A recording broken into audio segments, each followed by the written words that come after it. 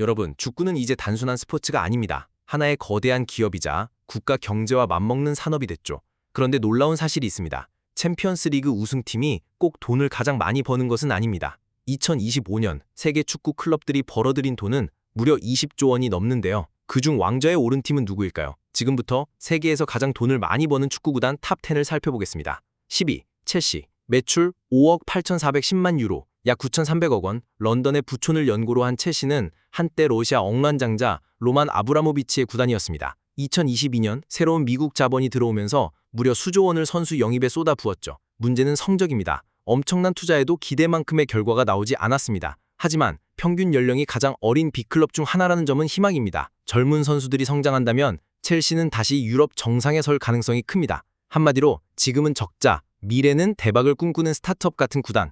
9위, 토트넘 호스퍼. 매출 6억 7,260만 유로, 약 1조 760억 원. 우승 트로피는 부족하지만 돈 버는 능력은 세계 최고 수준입니다. 비결은 바로 1조 5천억 원을 들여 지은 신구장 토트넘 호스퍼 스타디움은 축구 경기만 하는 곳이 아닙니다. NFL 경기, 복싱, 대형 콘서트, 각종 이벤트까지 열리는 거대한 복합 엔터테인먼트 시설입니다. 손흥민이라는 세계적인 스타 역시 토트넘의 브랜드 가치를 엄청나게 끌어올렸습니다. 많은 전문가들은 손흥민 이후에도 이 경기장이 토트넘의 가장 큰 자산이 될 것이라고 전망합니다. 8위, 맨체스터 유나이티드. 매출 7억 9,310만 유로, 약 1조 2,700억 원. 성적은 예전 같지 않지만 돈은 여전히 잘 법니다. 왜일까요? 답은 브랜드입니다. 맨유는 전 세계에 6억 명 이상의 팬을 보유한 것으로 추정됩니다. 아시아와 아프리카, 중동까지 어디를 가도 맨유 유니폼을 쉽게 볼 수 있죠. 하지만 팬들의 고민은 하나입니다. 돈은 많은데 왜 우승을 못하지?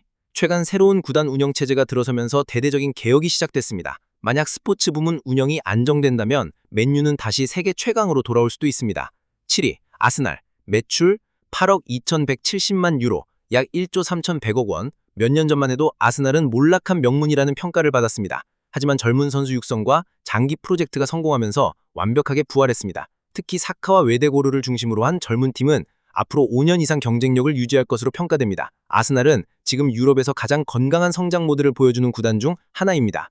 6위, 맨체스터 시티. 매출 8억 2,390만 유로, 약 1조 3,300억 원. 2008년 중동 자본이 인수하기 전까지는 평범한 구단이었습니다. 하지만 지금은 세계 최고의 축구 공장, 리그 우승, 챔피언스 리그 우승, 엄청난 상업 수익까지 모두 손에 넣었습니다. 다만 재정규정 위반 혐의가 아직 완전히 끝나지 않았습니다. 이 문제가 향후 몇 년간 가장 큰 변수로 작용할 수 있습니다. 5위, 리버풀. 매출 8억 3,610만 유로, 약 1조 3,400억 원. 당신은 절대 혼자 걷지 않는다. 리버풀 팬들의 응원가인 You'll Never Walk Alone은 전 세계에서 가장 유명한 축구 노래입니다. 안필드는 경기장이 아니라 하나의 성지입니다. 충성도 높은 팬덤과 글로벌 브랜드는 리버풀의 엄청난 경쟁력입니다. 클롭의 시대가 끝났지만 새로운 시대 역시 순조롭게 출발하고 있습니다. 리버풀은 앞으로도 꾸준히 세계 최고의 수익을 내는 구단 중 하나로 남을 가능성이 큽니다. 4위, 파리 생제르맹. 매출 8억 3,700만 유로, 약 1조 3,400억 원. 메시, 네이마르, 음바페. 축구 역사상 가장 화려했던 스타 군단이 떠났습니다. 그런데도 매출은 계속 성장하고 있습니다. 왜일까요? PSG는 이제 단순한 축구 구단이 아니라 하나의 럭셔리 브랜드가 됐기 때문입니다. 패션 브랜드와 협업하고 전 세계 젊은 팬들을 끌어들이며 새로운 시장을 만들고 있습니다. PSG의 목표는 유럽 최고의 축구팀이 아니라 세계 최고의 스포츠 브랜드가 되는 것입니다. 3위, 바이에른 뮌헨. 매출 8억 6,060만 유로, 약 1조 3,800억 원. 독일 축구의 절대 강자, 빚이 거의 없고 재정 구조는 세계 최고 수준입니다. 무리한 지출도 하지 않습니다. 선수를 비싸게 사기보다 똑똑하게 운영합니다. 그래서 전문가들은 바이에른을 축구계의 모범기업이라고 부릅니다. 화려하진 않지만 가장 안정적인 제국, 바이에른의 힘은 바로 여기에 있습니다. 2위, 바르셀로나.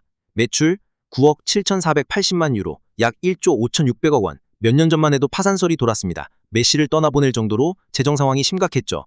하지만 놀라운 반전이 일어났습니다. VIP 좌석 판매, 상업 수익 확대, 새로운 스폰서 계약, 그리고 캄프나우 차건 사업. 바르셀로나는 다시 살아났습니다. 새로운 캄프노우가 완공되면 연간 수익은 더욱 폭발적으로 증가할 전망입니다. 축구계에서 가장 최고의 부활 드라마입니다. 그리고 대망의 1위, 레알 마드리드. 매출 11억 6,100만 유로, 약 1조 8,600억 원. 축구 역사상 최초로 연매출 10억 유로를 돌파한 구단. 왜 이렇게 돈을 많이 벌까요? 답은 바로 베르나베우 혁명입니다. 새롭게 리모델링된 산티아고 베르나베우는 축구 경기장 그 이상입니다. 대형 콘서트, NFL 경기, 국제 행사, 쇼핑, 관광, 1년 내내 돈을 벌어들이는 거대한 엔터테인먼트 도시가 됐습니다. 여기에 음바페, 비니시우스, 벨링엄 같은 슈퍼스타까지 보유하고 있습니다. 레알 마드리드는 단순한 축구팀이 아니라 세계적인 스포츠 기업이 된 것입니다. 20년 전만 해도 축구는 경기 결과가 전부였습니다. 하지만 이젠 다릅니다. 좋은 경기장, 강력한 브랜드, 전 세계 팬덤, 똑똑한 경영이 우승을 만드는 시대가 왔습니다. 과연 10년 뒤에도 레알 마드리드가 세계 최고의 부자 구단 자리를 지키게 될까요? 아니면 맨체스터 시티, 바르셀로나, PSG가 새로운 왕자를 차지하게 될까요? 여러분의 예상 순위를 댓글로 남겨주세요. 감사합니다.